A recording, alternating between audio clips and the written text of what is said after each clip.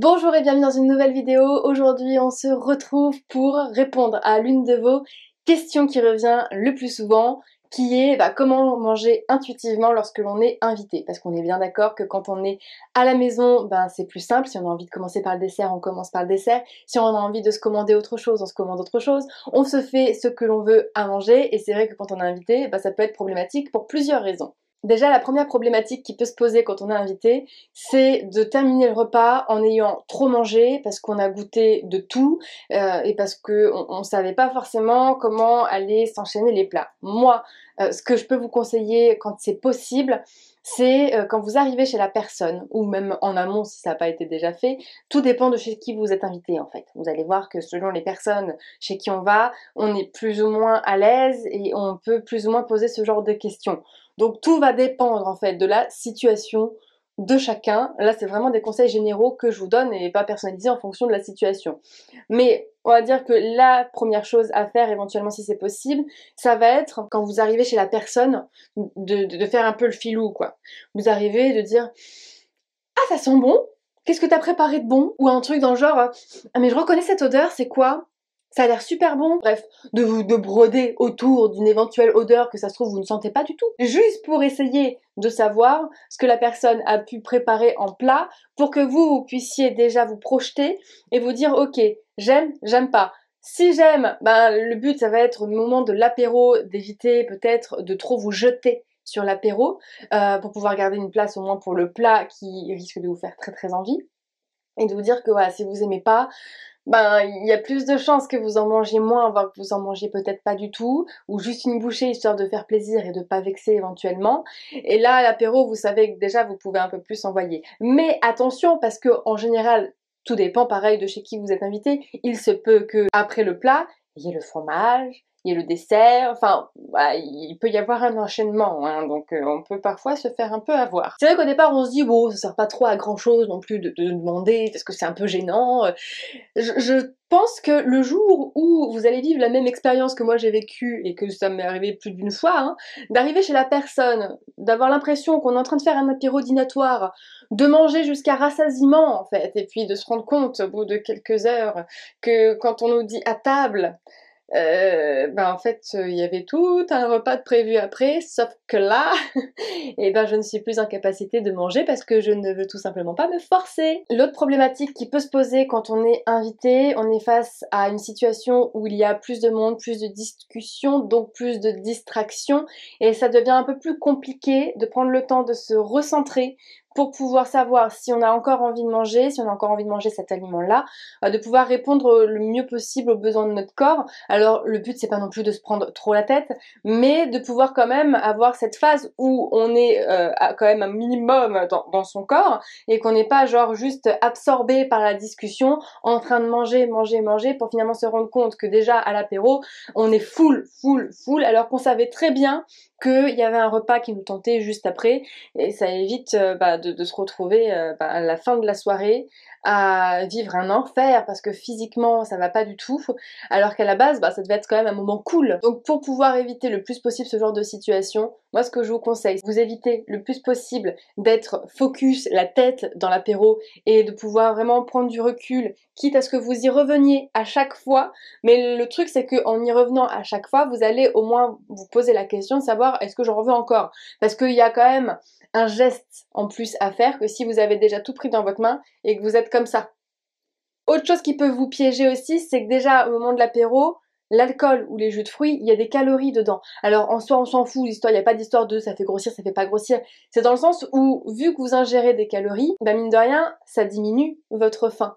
Donc rien que le fait de manger quelques biscuits apéro et de boire un verre d'alcool, déjà vous avez plus faim. Donc voilà, soyez pas étonnés si après 2-3 verres d'apéro et un petit biscuit apéro que vous n'ayez plus faim. C'est normal, parce qu'en fait, vous avez mangé les calories qui étaient dans la boisson. Bon, en règle générale, les personnes qui remarquent ce détail concernant la boisson, que ce soit alcool ou non alcool, mais qui comporte des calories, ce sont des personnes qui ont déjà une certaine écoute de leur corps pour pouvoir s'en rendre compte. Autre problématique qui peut éventuellement se poser, c'est de se faire servir une deuxième fois alors qu'on n'avait rien demandé. Alors là, Moi, la seule chose que je peux vous conseiller, c'est de vous affirmer en fait. Personne n'a le droit de vous resservir si vous ne souhaitez pas en manger. C'est-à-dire que si on vous sert, vous pouvez très bien dire bah non mais j'en veux pas. On te sert quand même en disant ok bah en fait je le mangerai pas, c'est dommage. T'es sûr que tu veux pas le prendre parce qu'en fait là ça serait bête que ça finisse à la poubelle là, vu tout le temps que tu as mis peut-être pour préparer ce plat. Moi je ne peux plus, j'en ai mangé, c'était très très bon hein, mais c'est pas parce que vous refusez de manger que la personne en face de vous va moins vous aimer. Peut-être que ça va la vexer, mais clairement le problème ça vient d'elle, pas de vous. Vous êtes au clair avec vous-même en fait. Personne n'a le droit de vous forcer à manger. L'autre problématique qui peut aussi y avoir et qui est un petit peu plus compliquée à gérer, c'est si la personne a préparé quelque chose que vous n'aimez pas. Ce que je peux vous conseiller à ce moment-là, c'est pour éviter quand même de vous embrouiller avec la personne, parce que là ça peut être très très vexant, au lieu de lui dire que vous aimez pas, de pouvoir éventuellement feinter en disant j'en veux juste une toute petite portion juste pour goûter hein, parce que en fait là j'ai plus faim, j'ai pris l'apéro avant ou je suis un peu barbouillée ou essayer de broder, inventer un mytho éventuellement déjà avant pour pouvoir prévoir ce genre de cas de figure, comme ça vous permet d'éviter de vous retrouver avec une assiette déjà que vous n'aimez pas parce que c'est pas vraiment plaisant en fait de se forcer, donc au moins prendre une petite portion et voir par la suite si jamais il y a des choses qui vous conviennent ou pas, vous pourrez un petit peu plus en manger en prétextant que là ça va un petit peu mieux déjà, parce que vous étiez un petit peu barbouillé tout à l'heure, mais là ça va mieux, hein, voilà, ça se mange sans faim. Soit vous pouvez très bien dire que vu que vous aviez pas faim à la base parce que vous aviez mangé l'apéro et que vous avez été plus raisonnable sur le plat en mangeant qu'un petit peu, entre temps vu qu'il y a du temps qui s'est écoulé, la faim a eu le temps de revenir quand même un petit peu, donc bon pour manger le fromage ou le dessert, bon là ça passe un peu plus. Voilà, ça c'est le cas un petit peu compliqué on va dire à gérer, mais plus vous allez être en accord avec vous, plus ça sera facile par la suite de vous écouter. Tout dépend bien entendu de la situation. Mais je sais que selon les personnes chez qui je vais manger, ça va être plus facile pour moi euh, de m'exprimer et de pas avoir de tabou à ce sujet chez certaines personnes, alors que chez d'autres, je vais prendre un peu plus de pincettes et je vais devoir un peu plus mitonner si jamais je suis face à l'une de ces problématiques. Après, dites-vous bien qu'il se peut qu'aussi y ait un raté dans cette expérience-là.